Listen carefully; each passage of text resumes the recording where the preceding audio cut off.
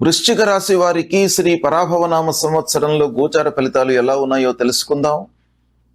వృశ్చిక రాశి అంటే ఏ నక్షత్రాల్లో జన్మించినటువంటి వాళ్ళు, ఏ అక్షరాలతో ప్రారంభమయ్యేటువంటి వ్యవహారము నామము కలిగినటువంటి వాళ్ళు ముందుగా తెలుసుకుందాం. విశాఖ నక్షత్రం 4వ పాదంలో జన్మించినటువంటి వాళ్ళు, అనురాధ 1, 2, 3, 4 పాదాలలో జన్మించినటువంటి వాళ్ళు, జ్యేష్ఠ నక్షత్రం 1, 2, 3, 4 పాదాలలో జన్మించినటువంటి వాళ్ళందరూ కూడాను వృశ్చిక రాశి కిందికి వస్తారు. అంతేకాకుండా వ్యవహారనామ రీత్యా మనం చూసినట్టయితే తో, నా, నీ, ను, నే, నో, యా, ఈ, యు అనేటువంటి అక్షరాలతో ప్రారంభమయ్యేటువంటి వ్యవహారనామం కలిగినటువంటి వాళ్ళందరూ కూడాను వృశ్చిక రాశి కిందికి వస్తారు. అయితే ఈ వృశ్చిక రాశి వారికి ఈ సంవత్సరము ఆదాయం 11గా ఉంది, వ్యయం 5. ఆదాయం బాగా ఉంది, వ్యయం మట్టుకు కొంత తక్కువ మోతాదులో ఉంది. కాబట్టి ఈ పరిస్థితిని కూడాను మీరు చాలా జాగ్రత్తగా ఉపయోగించుకోవాలి. ఆదాయము ఉన్నప్పుడు మనము పొదుపుపై మనస్సు నిలిపినట్టయితే భావి జీవితము సుఖకరంగా, సుఖమయంగా జరిగేటువంటి అవకాశాలు బాగా ఉంటాయి. కాబట్టి దీన్ని దృష్టిలో పెట్టుకొని మీరు వ్యవహారం చేస్తూ ఉండండి. ఇక రాజపూజ్యము 2, రాజావమానము 6గా ఉంది. అంటే పూజ్యభావము సమాజంలో మీకు తక్కువ మోతాదులో ఉంది. అవమానాలు, అపకీర్తులు కొంత ఎక్కువగా కనబడుతున్నాయి. కాబట్టి దీన్ని రెక్టిఫై చేసుకోవడానికి మీరు ప్రతి పనిపైన కూడాను మనస్సు నిలిపి చేయడం అనేటువంటిది అవసరము అనే విషయం మనకి ఇక్కడ తెలుస్తుంది. ఇక వృశ్చిక రాశి వారికి ఈ సంవత్సరము ఎలా ఉంది, గోచార ఫలితాలు అనేటువంటి విషయాన్ని మనం చూసినట్టయితే, గురువు ప్రారంభంలో 8వ స్థానంలో సంచరిస్తున్నాడు, ప్రతికూలంగా ఉన్నాడు. తదనంతరం భాగ్యస్థానంలోకి ప్రవేశిస్తున్నాడు, తదనంతరం 10వ స్థానంలో ఉంటున్నాడు. అంటే భాగ్యస్థానంలో సంచారం చాలా కలిసి వస్తుంది, 10వ స్థానంలో సంచారం ఒక మోస్తరుగా ఉంటుంది. ప్రారంభంలో 8మంలో ఉన్నాడు కాబట్టి 8వ స్థాన ఫలితాలు ప్రతికూలంగా ఉంటాయి. ఇక శనీశ్వరుడు 5వ స్థానంలో సంచరిస్తున్నాడు, ప్రతికూలంగా ఉన్నాడు. రాహువు ప్రారంభంలో అర్ధాష్టమ స్థానంలో ఉన్నాడు, కేతువు 10వ స్థానంలో ప్రతికూలంగా ఉన్నాడు. తదనంతరం 3య స్థానంలోకి రాహు ప్రవేశిస్తున్నాడు, అనుకూలంగా ఉన్నాడు. కేతువు 9వ స్థానంలో ప్రవేశిస్తున్నాడు, ప్రతికూలంగా ఉన్నాడు. ఈ విధంగా ఈ 4 గ్రహాల యొక్క స్థితి వృశ్చిక రాశి వారికి ఈ పరాభవనామ సంవత్సరంలో ఉంది. అయితే ఈ స్థానాలను దృష్టిలో పెట్టుకొని ఫలితాలను మనం చూసినట్టయితే, ఈ సంవత్సరము వృశ్చిక రాశి వారికి చాలా మార్పులతో కూడుకున్నటువంటి సంవత్సరంగా మనము పరిగణించవచ్చును. 8వ స్థానము, 9వ స్థానము, 10వ స్థానంలో గురువు యొక్క సంచారం కనుక మార్పులు బాగా చోటు చేసుకునే అవకాశాలు బాగా ఉంటాయి. ఆరంభంలో కొంత మీరు ఇబ్బంది పడతారు, అనుకోని సంఘటనలు, తద్వారా మీరు బాగా ఆలోచించుకోవడము, మదన పడడము, మీ లోపల మీరే ఆలోచించుకోవడము, నేను తప్పు చేశానా అనేటువంటి ఒక భావన మీ లోపల ఏర్పడేటువంటి అవకాశము ఉంటుంది ప్రారంభంలో.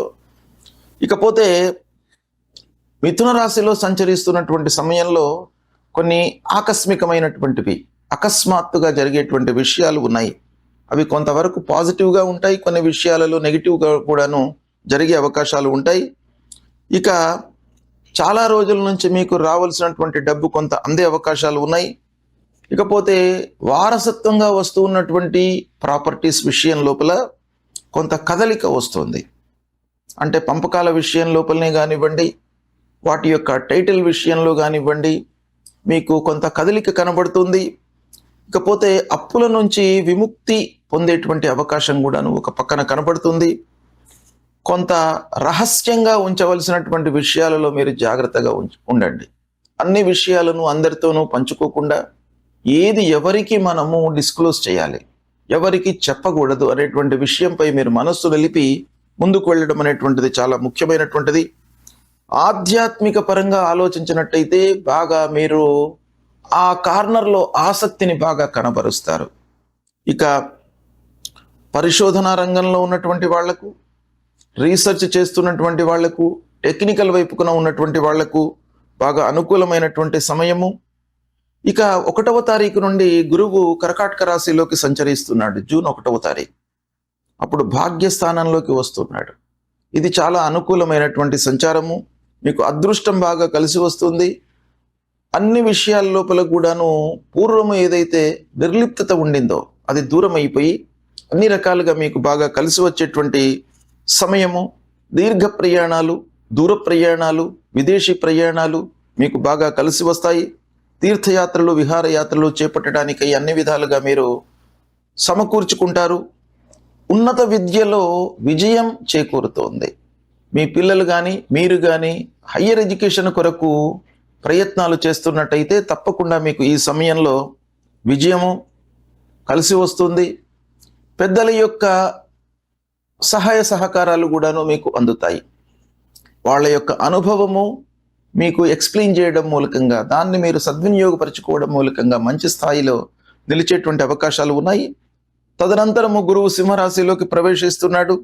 సింహరాశిలోకి ప్రవేశించగానే కొంత ఒత్తిడి పెరుగుతుంది. మీరు పనుల లోపల చేస్తున్నటువంటి వ్యవహారం కానివ్వండి, ఉద్యోగం కానివ్వండి, వ్యాపారం కానివ్వండి, అన్ని రకాలుగా కూడాను మీకు కొంత ఒత్తిడి పెరిగేటువంటి అవకాశాలు ఉన్నాయి.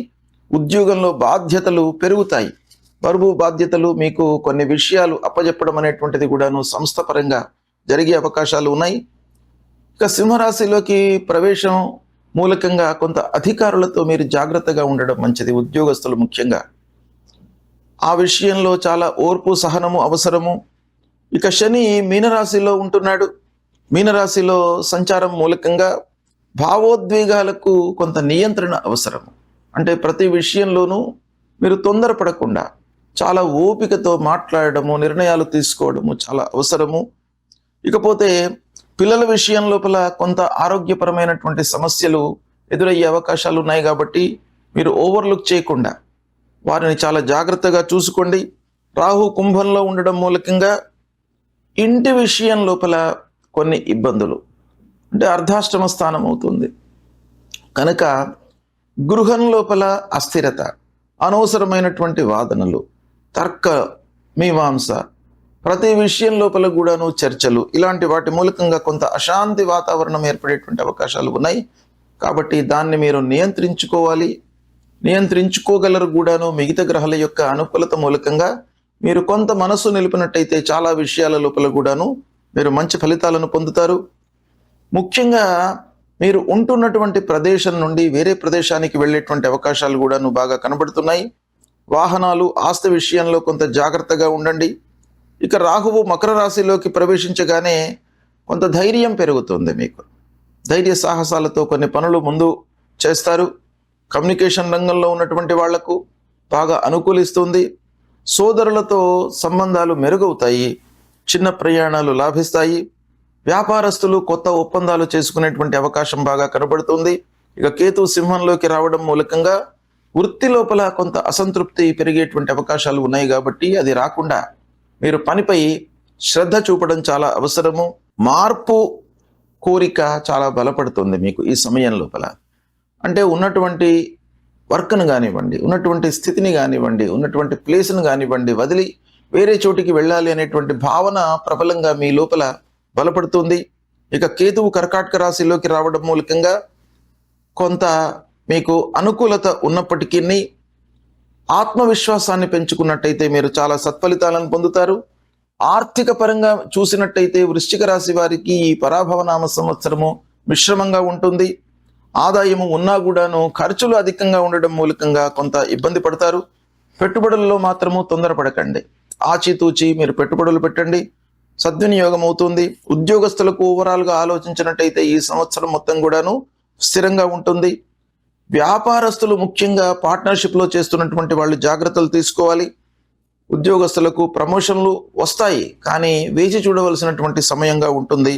దాంపత్య జీవితము అనుకూలంగా కొనసాగుతుంది ఈ సంవత్సరము. విద్యార్థులు కొంత కష్టపడి చదివినట్టయితే పోటీ పరీక్షలలో ఫలితాలను అనుకూలంగా పొందుతారు.